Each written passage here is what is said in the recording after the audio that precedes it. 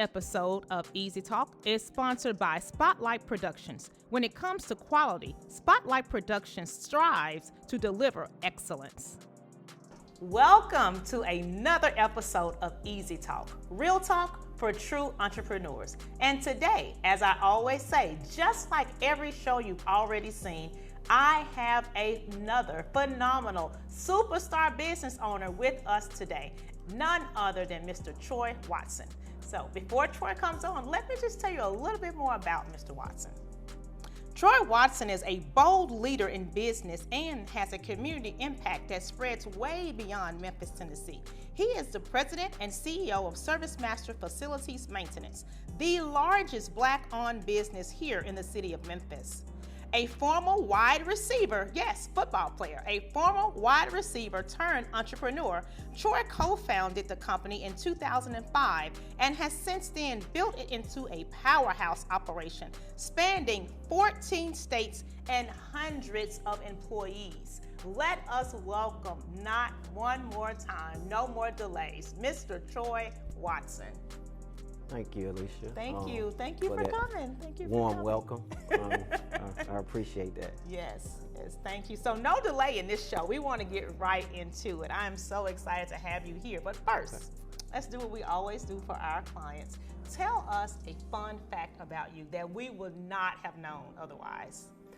Well, I'm probably a little older than you are, so just a little bit. In my former life, I was a clothing designer, and so it opened a whole lot of doors for me, and it was really, really fun doing it. I had the opportunity to travel with Penny Hardaway and Jason Kidd, and a lot of different football players and baseball players, Gary Sheffield. Wow! And so it opened up a lot of doors for me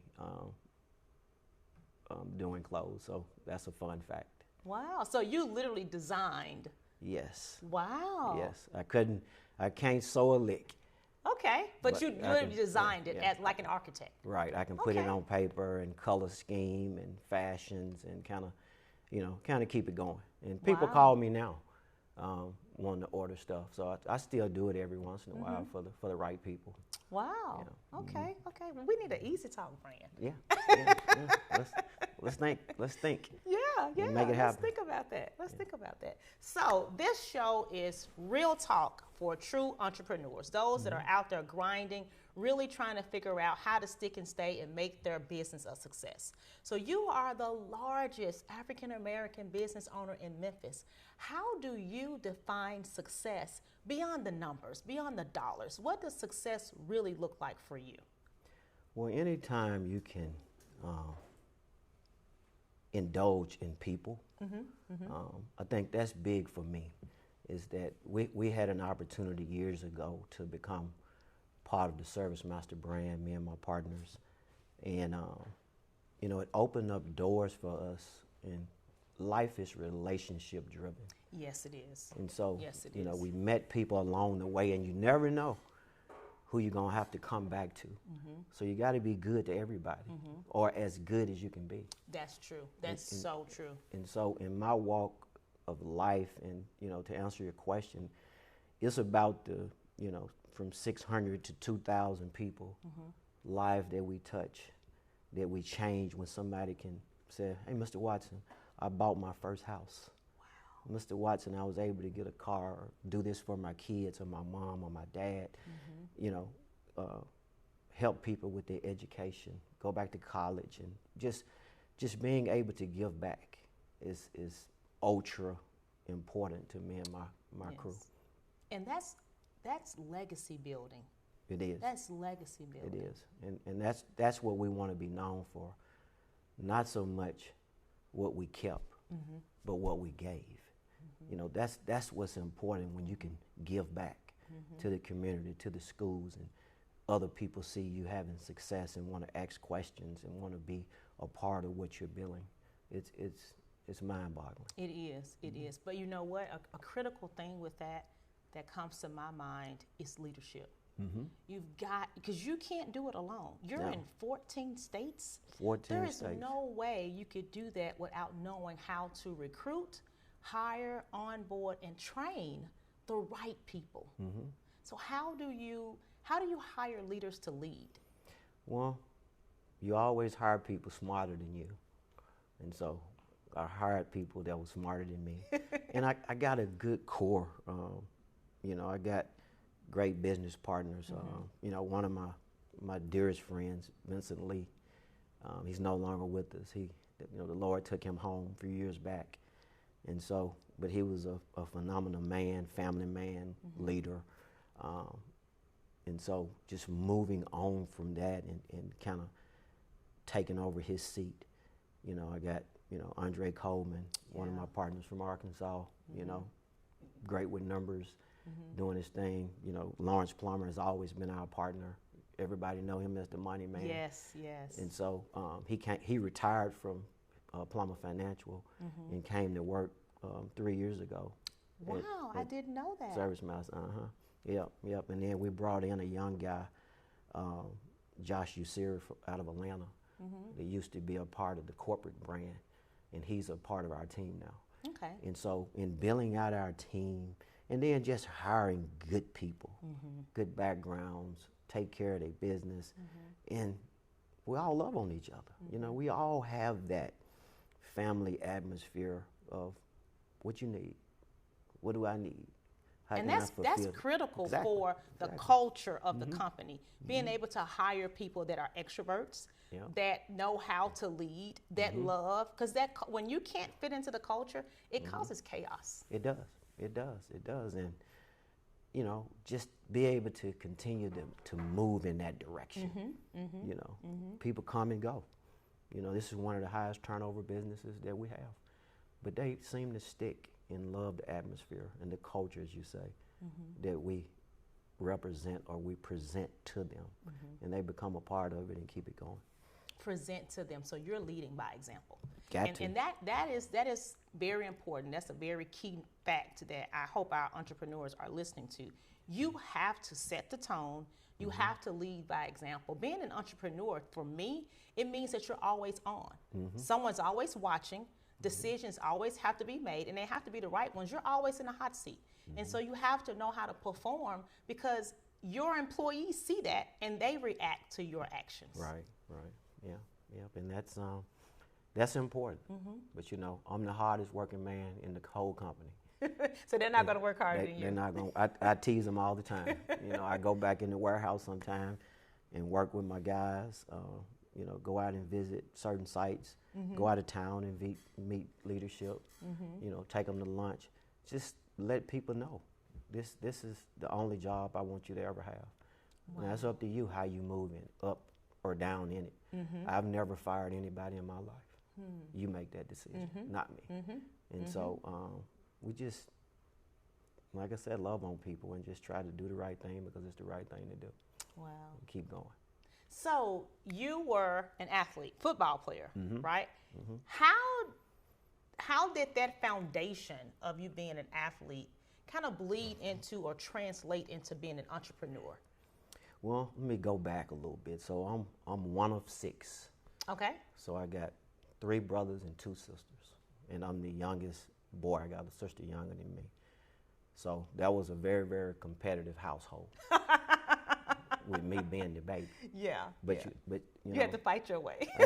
Well, we really wasn't that kind of competition family, because me and Greg, he's 2 years older than I am. Okay. And then Dexter's the oldest, and Ben, the one I was telling you about. Yes. They're a year apart. They're the oldest. Okay. And so they were leaving as we were coming up, basically. Okay. Because I'll be. So you had role models. Oh yeah. Basically. Yeah. My oldest brother went to the Navy, straight out of high school, graduated on this date. He was gone that day. Wow. Ben went to college, UT Martin. And my sister Burrow went to UT Martin. Greg got a football scholarship to Austin Peay, which he was the first black quarterback at Austin Peay. Really? In '79. And so then I came along, and my sister Phyllis, which is the baby. But Greg kind of set the tone for me and his career, because we fed off each other. And so he got to Austin P and they moved him to defensive back. But he finished college, got married, retired from FedEx, live a good life. But my path was different because he was more intentional than I was. Okay. I was like, I ran track, 100 sprinter, 200, long jump, fastest kid in the district, won the region, got to state and ran into some dudes that were better than I was. So I went to University of Memphis as a walk-on because I wanted to keep playing football. I didn't want to do track, but the track coach at the University of Memphis said, you can come here, we'll run you unattached and you get your grades right. But I wanted to keep playing football. So I left Memphis my second year after I pledged Kappa and went to Northwest Mississippi Junior College in Senatobia, Mississippi. In Senatobia, yep, I know exactly where it is. Bobby Franklin, he just died about a month or so ago. If he saw me today, he would know who I was. He was a real good friend of mine. And the Silver Fox. And so I was at Northwest, and I did okay there, but I was always fast. I could run. And so I left Northwest, went to East Tennessee State, and signed with the Cleveland Browns as a wide receiver. Oh, wow, okay. Out of East Tennessee State. Didn't really do nothing at East Tennessee State, but I could run. And so I had some film, got a chance to go to the Browns, which I didn't make it. I got cut after a certain period of time, and I went up to Canada for a little while, and ended up leaving Canada. It was too cold. I was in Manitoba, which is the coldest province in Canada. And so I met this guy, Harry Rosens, which he was the biggest retailer in Canada, and he liked the way I look. So he let me model his clothes. Are you kidding me? And so that's how I kind of got into the clothing business, and and so when I left Canada, I came back home and kind of did a little research and got into the clothing business and did that and took it to a whole nother level. And a lot of guys now, they argue about who was first doing this and who was this, that, and the other. But at the end of the day, we know it was you. Yeah. Well, I think I was the most successful. You were the most successful. Put it that way. Okay. And until I started trending out of it with ServiceMaster. And so that propelled me. But my sports background, it gave me an avenue that, I could never see. Right. Until I started growing up, as a man, and I got married, to my junior college sweetheart, Ellen, and we got a daughter, Morgan, and she was a super athlete too. She was just little, and so now we got our first grandbaby. Doesn't that feel good? It's yes, my it's grandson just turned 10. Oh wow, Yeah. Well, but that kind of just sums me up. Wow, but that is so interesting because it's very unique and unusual. Everyone I've had on the show had a passion for something. They followed that, and it turned into entrepreneurship. Yeah. What I'm hearing you say, Troy, is you just went with it. The way it went was the way it went, and you made it work. You were successful at it, and another door opened, and you said, "Hey, let me see what this looked like," and you went with that. Yep. It was just what's for you is for you. You just got to figure out when is it time for me to stop and pay attention. That is deep. Sometimes we listen, but are we hearing? Something's got to get your attention. What you believe in, I don't know. I believe in God wholeheartedly. Yes, sir. Everyone that sits in this chair believes in God. And so, when I look back over my life and the old song and I think things over. Yeah. You see what I'm saying? Yeah. I can keep going on and on, but I know we're pressed for time. But it just opens up so much thought that has gone into the decisions that I made. Because you couldn't have laid that path. No. That was not a step 1, step 2, step 3. But if they were steps, they were definitely ordered. Yes. They had to be, because look at where you are. When that was not your dream, that was not your passion.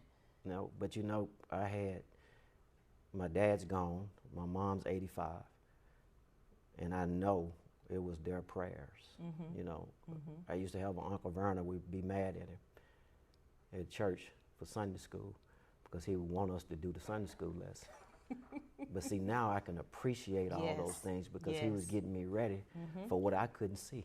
You know, we had to win the banner, not just who raised the most money, but who did the best in Sunday school.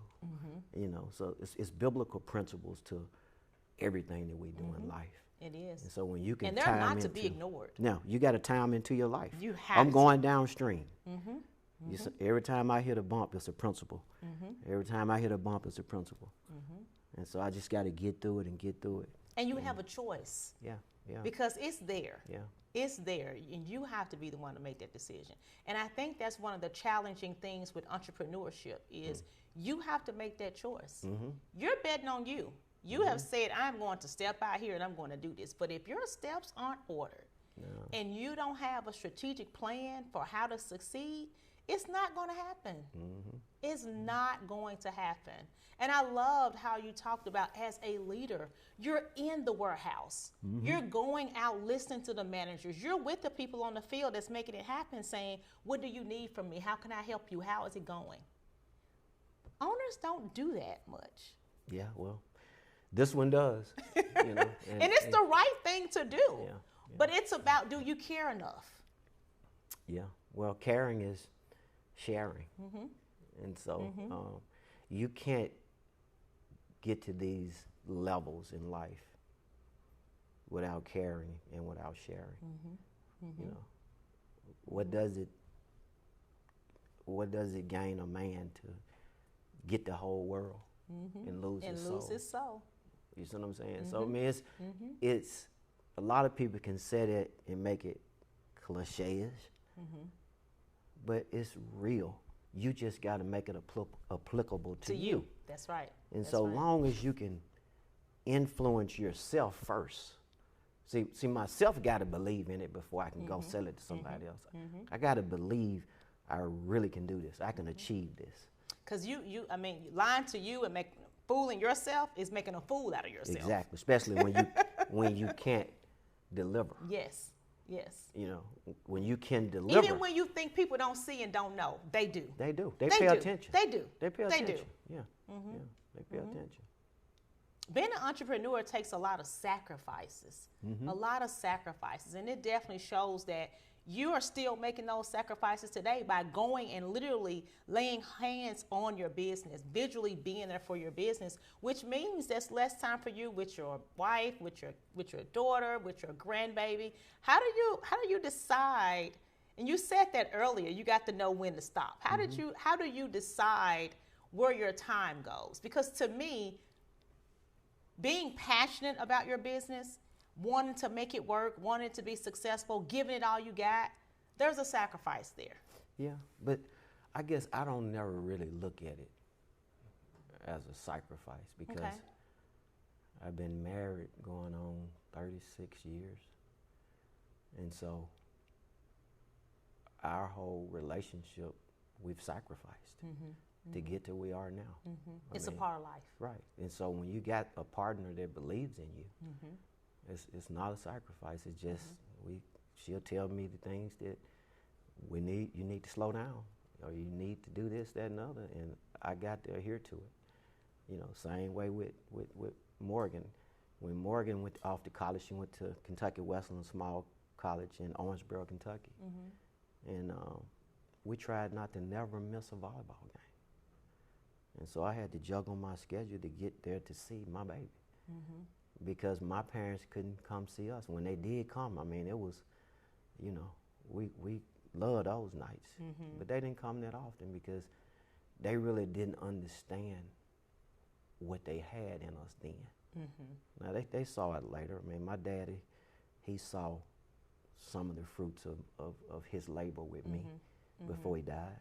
And my mom, you know, one of the greatest accomplishments I've ever did in my life was pay off my mom's house. Wow. And so, you know, that's the kind of stuff that you live for. Those are the things that drive us. You know, and it's rewarding. It's not about me. When you can get yourself out the way and think about how can I help somebody? You know, how can I be creative? How can we create another source to hire more people? You know, create more jobs.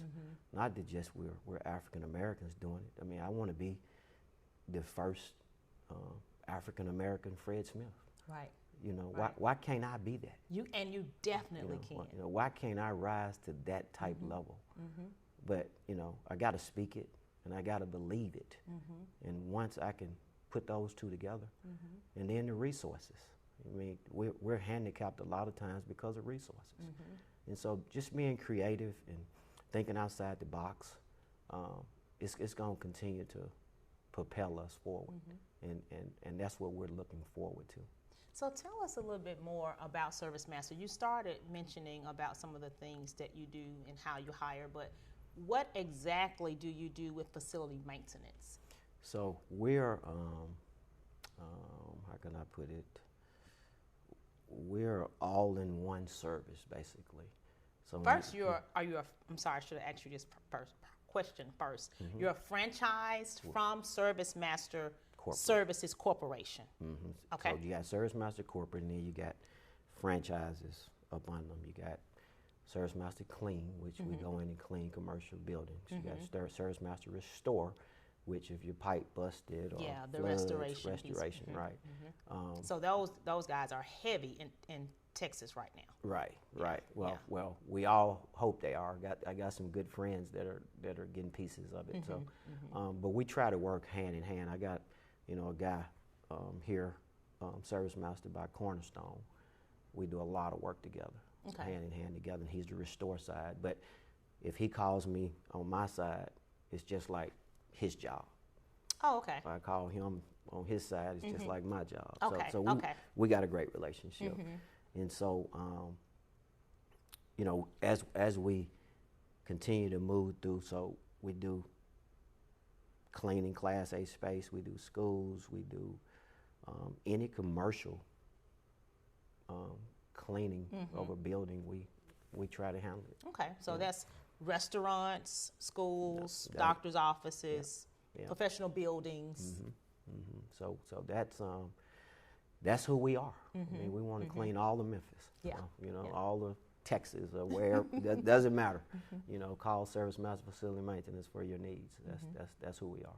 No, you talked a lot about your faith, so this is probably goes without being said, but I want the audience to hear it because I do believe as humans there is a fear that comes with success, especially when you start small and you're literally molding your business.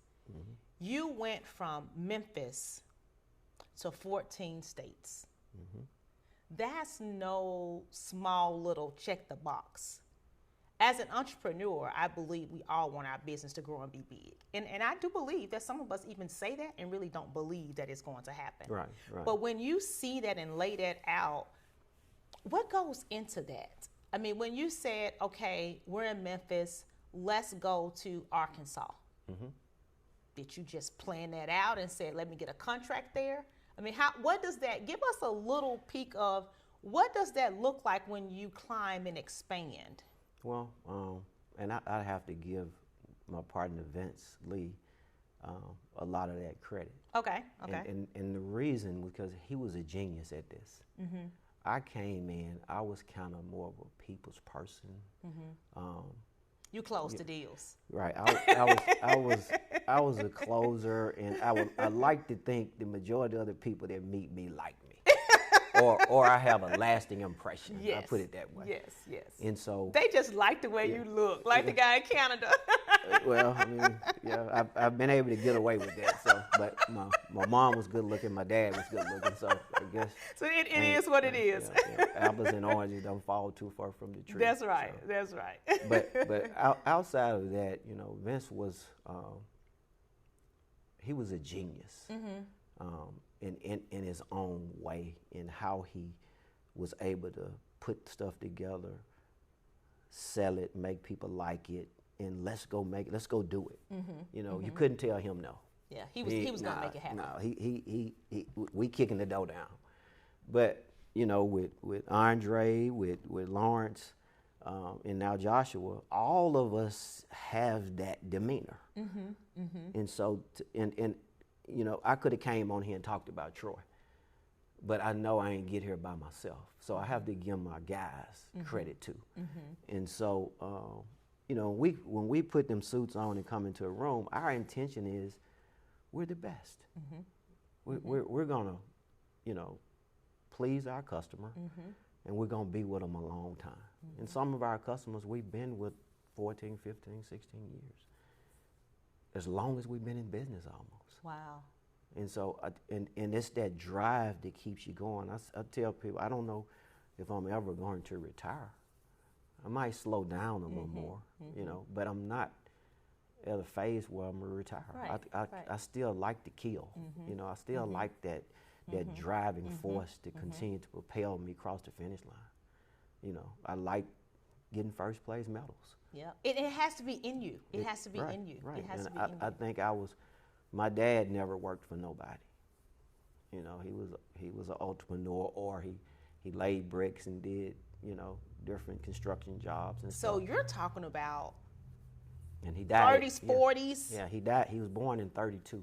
He died at 88. And he never worked for anybody? Never worked. I mean, he went to the Army. Yeah, but basically he made an income and a life for his family on his own. Yeah, we worked for a man in our neighborhood, Rudolph Jones, and he was wealthy coming up, and he had a bunch of rental houses, and that's how we ate. He had 4 boys, and we went up there and fixed that man houses and did driveways, and so hard work I never shy from. Yeah. I mean, we've done that all of our lives. So, I'm cutting grass now. I cut my mom's yard Saturday. And you don't have to. I don't have to. You don't have to. But I enjoy it. Me and my brother Ben, we were out there, and we enjoy each other's company. And so, it's just, life is so enjoyable when you know how to enjoy it. And I think humility has a lot to do with that. It does. It does. You can't get too big and you can't get too small. Because it's all about believing, though. What do you believe in? You believe you're capable or not? And I love, oh my gosh, I didn't want to interrupt you, but no, I loved how you said, we put our suits on, we went in that room and knew that we were going to take care of our customers and we were going to be the best. You have to believe that. There is no industry out here that doesn't have a competitor. No. So you've got to differentiate yourself in any industry that you're in, and not only believe that you are the best, but you've got to perform at the highest level of excellence in order to stay in the game. That's right, for as long as you can. Because it's a clock, and it ticks daily. Daily. Each day your eyes open. Daily. And you wake up one day and you be like, man, we've been in business 19 years. 19. I just celebrated 6 years. 6 years, I saw that. With ACG, and this is my 1-year anniversary with EasyTalk. And I would not have wanted to have shared it with anyone else. Well, I appreciate You are that, an man. Amazing, phenomenal, God-fearing, people-loving, professional man. And I thank you so much for coming on the show, sharing your story. Oh, wow. Well, now, thank you so much. When you approached me, man, I was like, I got to do it for Alicia. I got to do it. So thank you so I appreciate much. you having me, so and much. hopefully I've done you well. Yes, you have. Yes, you have. So your website, your contact information, there are thousands, my audience is growing daily, of entrepreneurs across the 14 states I'm sure that you're in. Right. And if they wanted to support or have the best service for their business or their building, their company, how could they reach you? 901-795-5515. That's a direct number to my office. Wow. Personal relationship. Personal Talk relationship. about personal relationship. Yeah. That's it. That's it. Thank you guys so much for joining us. This has been another episode of Easy Talk, real talk for true entrepreneurs. Thank you so much for joining us. Until next time. This episode of Easy Talk is sponsored by Spotlight Productions. When it comes to quality, Spotlight Productions strives to deliver excellence.